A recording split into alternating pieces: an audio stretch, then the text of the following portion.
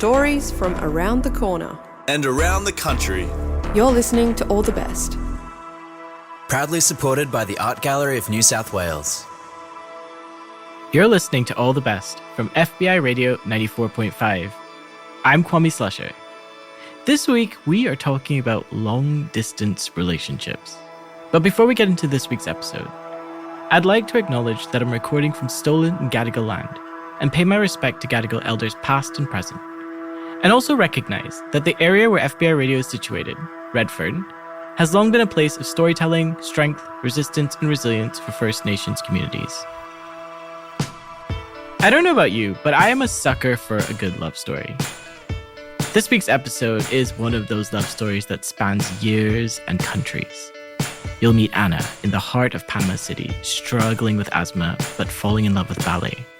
But she wouldn't meet her future husband until she gets a scholarship to an arts program in Cuba. This story will take you from the closed borders and cancelled flights of COVID to seeing Anna as a young mother in Tasmania trying to make a new life while preserving her culture and her identity. I'm from Panama. I grew up in Panama City. And, well, Panama has changed a lot over the years. So when I was little, it didn't have as many buildings as today. I grew up in the city area, close to my mom's family and my dad's family as well. Yeah, I lived near the hospital because as a kid I was asthmatic, a very bad asthmatic patient. So I'm not sure, but I guess that's why we moved near the hospital. I was there for once a month at least. Because of the asthma, trying to look for things that would improve it. I did some swimming, but that didn't work. So that's why I ended up with ballet, and it worked pretty well. And I think that's how I started in that, because no one expected that it was going to work so well, because it's still a lot of exercising, but it improved my asthma. I was 5, I think, and I would do that most of the time. When I was 9, my teacher invited me to train for competitions. Mm-hmm. So that's when a more structured training started. And I did that from 9 to 17, 18 years. Mm-hmm. And that was my thing for the whole week. I would go to ballet every day of the week after school and sometimes during weekends, and went to competitions every year. So it was a big part of my life, actually. As time went on, more and more schools started to open. But in the beginning, there weren't many, so the competitions were not in Panama. They were in different places, but most of the school would go. So there were some in Central America, so we would go to Nicaragua, Honduras, Mexico as well. I mean, it started expanding, I guess, and then we started finding some others, in the US. So we went to different states. It was really fun because it actually opened me to that, or presented me that part of knowing other cultures. And, when you're growing up and you just know what you know in your country, well, maybe you don't realize there are other places with other cultures, dances, dresses, traditions. So they were similar because some of them were in Central America, like neighbor countries, but they still have their own food and stuff. So it was really fun because also I would go in groups with the other dancers in my school and the other dancers from the other schools in Panama. I really liked it. I guess that's when I started to like getting to know other places. My thing definitely was dancing. I did the activities that would happen in the school, but after school, I was dancing all the way.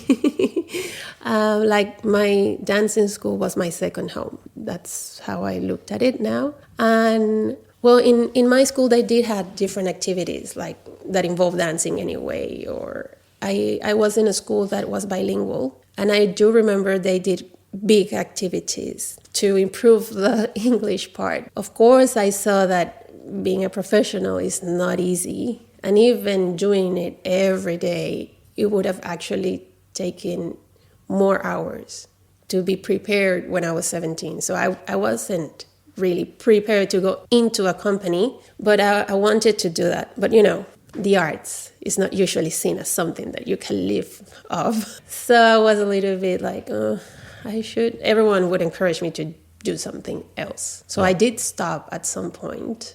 So I did study English to be like translator or to teach English at some point.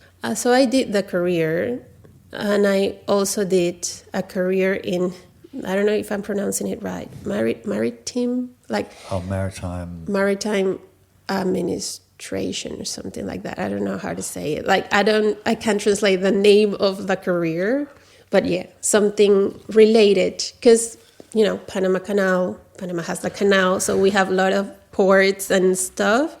So that's a big thing there. We do have a company, but at the same time, because it is a small country, it doesn't have lots of funding. So I guess I was expecting of going somewhere, but that means, money to travel and to pay for your training at first and all of that before getting to be a professional and get paid actually. So it looked like a little bit difficult. And yeah, so that's why I ended up doing something else. And every now and then I would take classes, and I was still trying to not leave it behind, but it wasn't as much as before. I went to the university in Panama for like 4 to 5 years, but I finished the English one, but I didn't finish the other one because I got to a point where I was like, why am I doing this? I actually like dancing. I like there is something missing. I'm not feeling quite comfortable.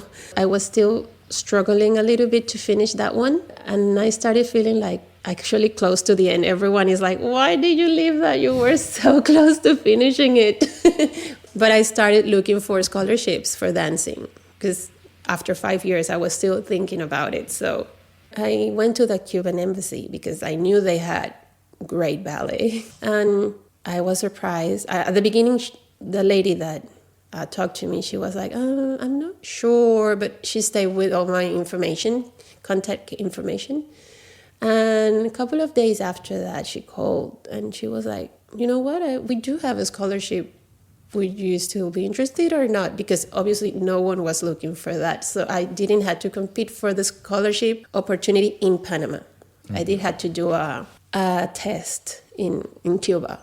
But it was, like the audition to get into the university. So I was like saving money to go to Cuba.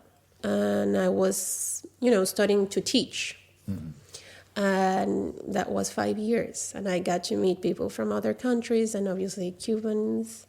And that was an amazing experience. That was also eye-opening because Cuba is a special country. Yeah. And I learned a lot there. And I was surrounded by arts because it was a university not only for dancing, but all of the arts. So everyone that was there was just into arts. So I was finally like, oh, this is my place. I met my husband in Cuba when I was doing my last year of the career with other foreigners. Actually, it was a year where a lot of people came new into the university. He was going just for 1 year. He wasn't doing the whole career. But like I said, that year, a lot of new people came, and there was a lot of people like me that was ending the careers. So we did get to meet a lot of good friends and spend a lot of time together. But we were only friends. And yeah, like the people that was the longest there, we were trying to show the newcomers what to expect because, like I said, Cuba is not exactly a place where you can just get there and, get involved easy. So, yeah, I finished and went back to Panama, but only for a couple of months because I decided to do a master's degree in Cuba again. So I went back to Cuba while he was here. And I was living in a house by that time and with others, like a shared house. But we were also friends of him, the others that I was living with. So it was obvious that he would stay with us, So we kept in touch because we obviously didn't text much because from Cuba, the internet at that time was not as it is today. It was still like, hi, Those connections that sometimes you pause them for long, but when you press play again, it's like no time has passed. When he came back, I finished and went back to Panama, and he did a Latin American sort of trip. because I don't remember why he was coming over. He's from Chile. His family is from Chile. So they were going to Chile. But every time that he travels, he tries to go other places as well, take advantage of the trip because it's so far. So he texted me and he was like, I want to go to Machu Picchu. Would you like to come? And that was on my bucket list. So I was like, should I go? It was all of a sudden, I was like, what's happening? But I got convinced and I went for the trip. And yeah, it was another way of reconnecting. But that was a short trip, like a week maybe. And then he went to Chile and then back to Tasmania, and I went back to Panama. And he started doing a business, I think, over here. And I was working in Panama. We kept in touch every now and then, but like the usual, you know. And then he went back after, I think he closed the business. So he took some time off and went to do just traveling for like 3 or 4 months. So he started in Argentina all the way to Mexico. So he went through Panama. He stayed with me at my house, and he's very interested in getting to know traditions and cultures of every country. So I was already prepared to take him to a traditional festival in Panama. So we did have a very good time, and that's where a relationship started to develop, actually. But imagine that. It's like, what's happening? And you live so far away. Should we pursue this or not? I don't know. It's so weird. So many things to think about, right? So, and he was going to keep traveling, so it was a bit tricky. He went to his next country, but he still was like wondering what we should do, and he came back to Panama. Right. So that was out of his schedule. And there we kind of decided, maybe we should try this because we feel that it's going to work out and we'll see what happens. It still was something very like, but we've been friends for long. So it kind of sounds like something like you meet someone for a week and then you decide to be together. Like it wasn't exactly like that because we've been friends. So I guess it felt more familiar. So we were like, let's see what's going to happen. And I went to meet him at the last bit of his trip in Mexico. And then we decided, like, what if you go to Tasmania? I had no idea that I would one day come to Australia, not even Tasmania. So I was like, okay, why not? It's close to summer, and that's when Panama is the same schedule as here. So summer is vacation. So it was going to be kind of easy for me, and I came for the 2019 summer, 2019-2020 summer. Okay. I was here for like 3 months. That happened all so fast. Like, I think we saw each other in September, and in December I was here, having no idea that I would ever put a foot in Australia. I was like, okay, let's just go for it. I was working lots before coming, and all the visa process. So everything, I feel that everything was a blur. Like, one day I was doing the final performance of the year for a ballet academy, and next day I was traveling for I don't know how many hours to get to Tasmania. So it kind of feels like a blink, and I was just here.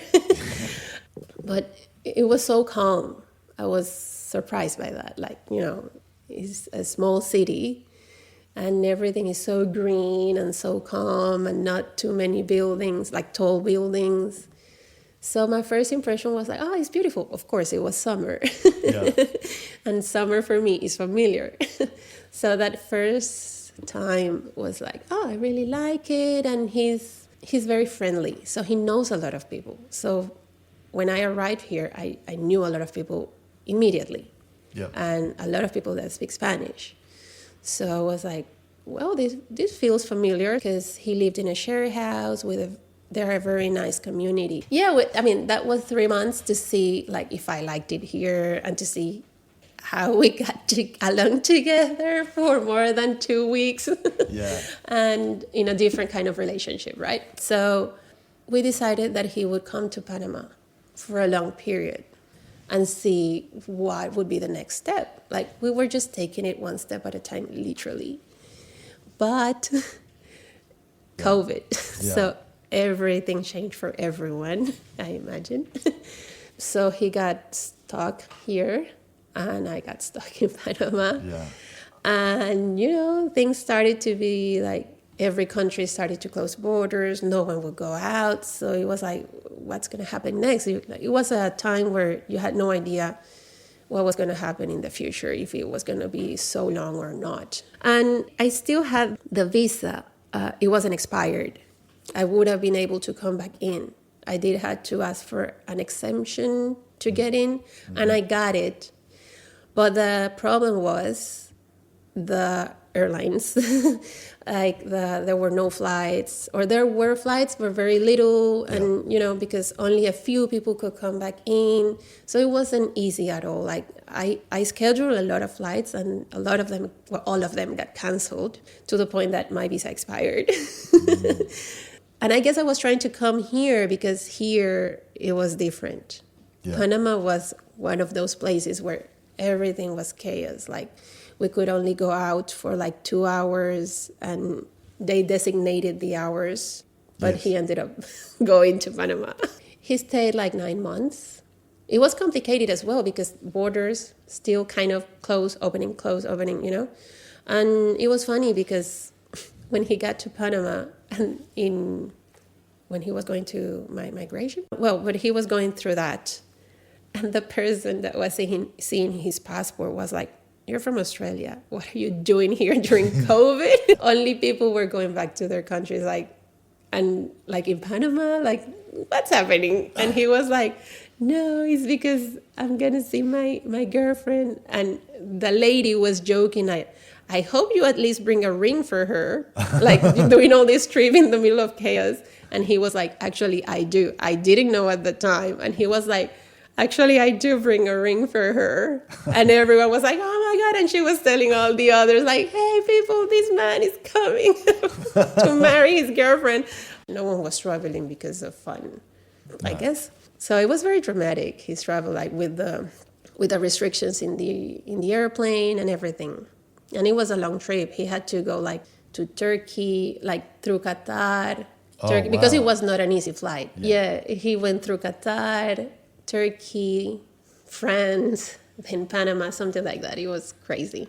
When he got there, we went to basically the jungle. We went to a very, very, very small town that is surrounded. And we got married in Panama.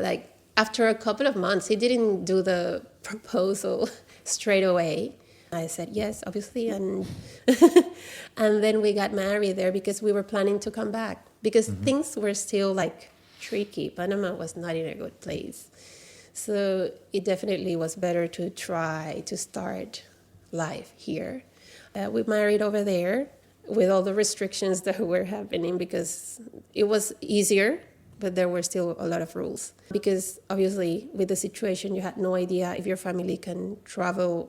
They still had the borders closed. So it was exhausting, the trip back. And then we had the quarantine.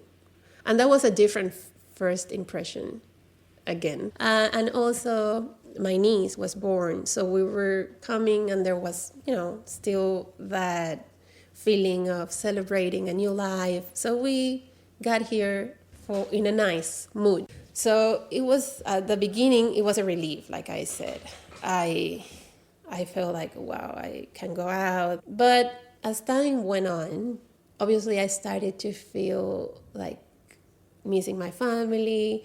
I guess I was still feeling stressed about, it was a whole year more than a year of stress. And you were worried about the other people that you left behind still in that situation, I wasn't regretting it, but now I'm understanding that I'm very far away, what is going to be my work and all of that, getting used to everything. Even though I was happy and we got family here and everything, still you need to find your own place in the middle of all that. So I guess like everyone else, I was just trying to find my way and getting to know Tasmania in a different way. I miss getting to talk to someone that already knows me because everything was new. Yeah. I was basically introducing myself to everyone.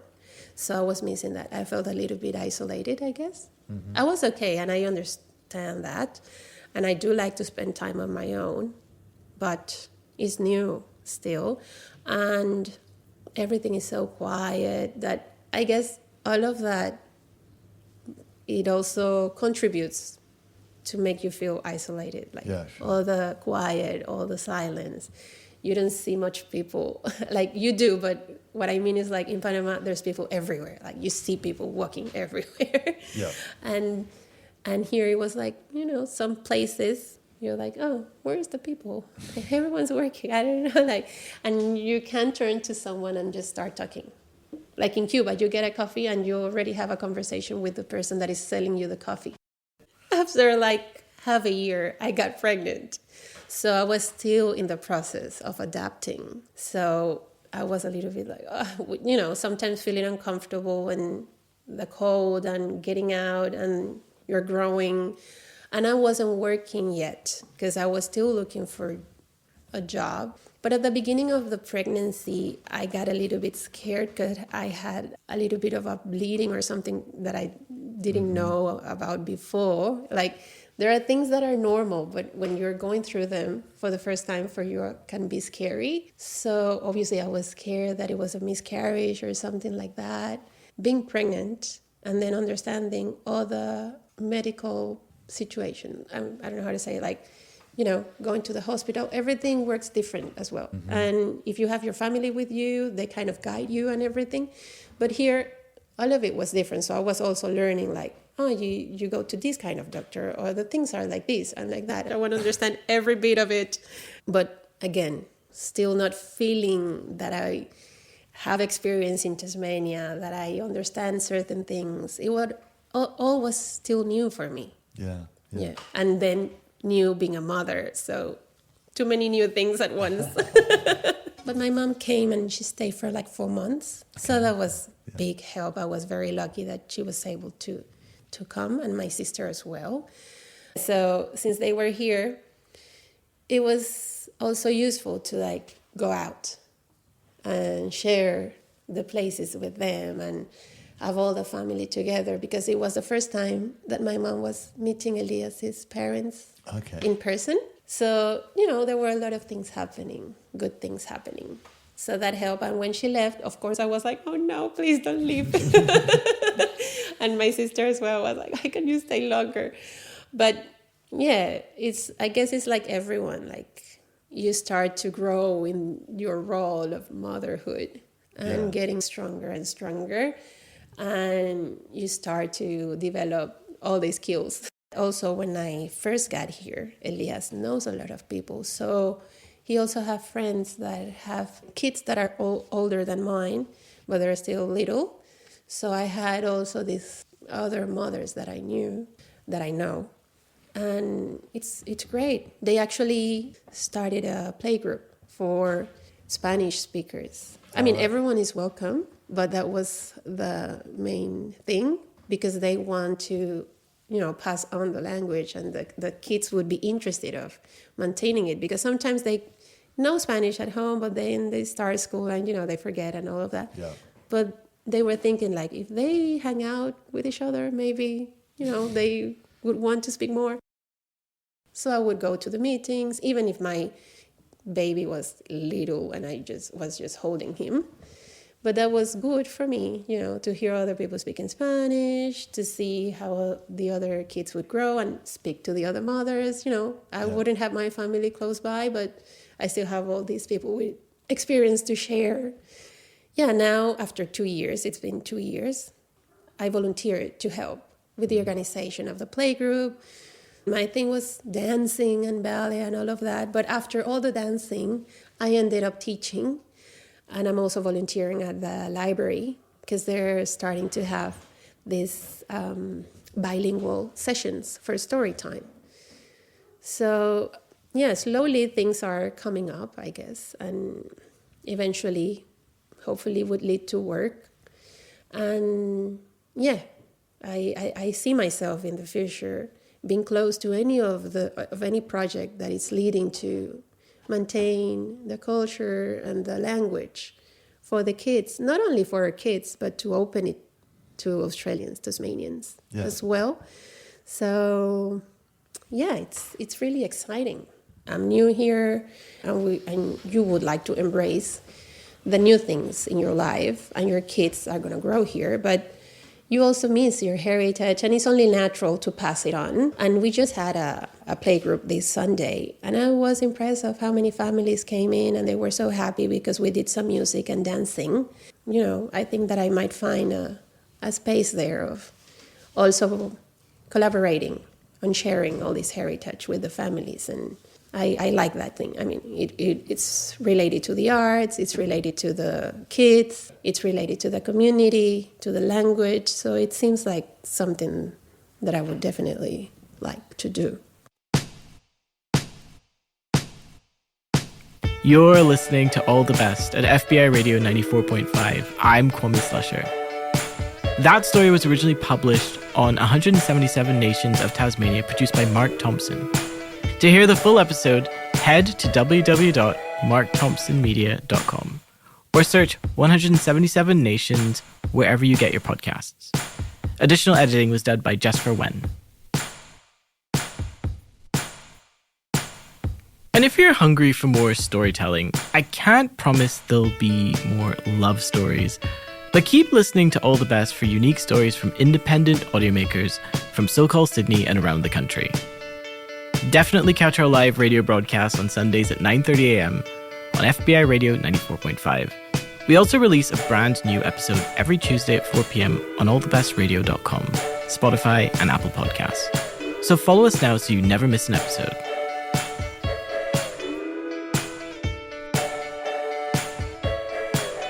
All the Best is made on FBI Radio on Gadigal land in association with Sin and 3RRR or Wurundjeri Woi Wurrung and Boon Wurrung lands, and 8CCC on Arrente and Warramungu lands. The All the Best executive producer is Mel Bakewell. Phoebe Adler-Ryan is our events and partnerships coordinator. Patrick McKenzie is our community coordinator. And a special shout out to some of our amazing volunteers, especially Ray, Sue, Lindsay, Andrew, Sharon, and Ash, who helped to make All the Best possible. Shining Bird composed our theme music, and Annie Hamilton designed the artwork. We're heard across Australia on the Community Radio Network, and we're made possible by the Art Gallery of New South Wales and the Community Broadcasting Foundation. You can find our full archive of more than 600 episodes at allthebestradio.com. I'm Kwame Slusher. Thanks for listening.